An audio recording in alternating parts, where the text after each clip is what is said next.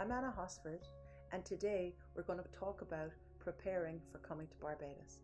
So you've done all your pre-testing, yay. You're getting your medications, yay. And now we need to just plan for when you need to be here. We will plan your holiday in advance so that you're able to schedule time off work and flights and accommodation. You will need to be here for 7 to 14 days, depending on where you live, but your nurse coordinator will advise you about that along the way.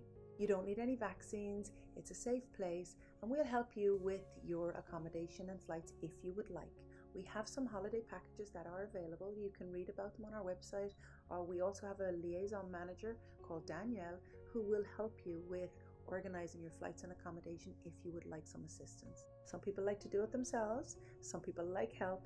We're here for you if you'd like some help. There are self-catering apartments. There are lovely hotels. We have lots of different accommodations and different types and budgets and costs close to the clinic, and we will help you walk you through that to find you a suitable and happy place for your IVF cycle. Your first appointment here in the clinic, we will give you that appointment in advance for when you arrive.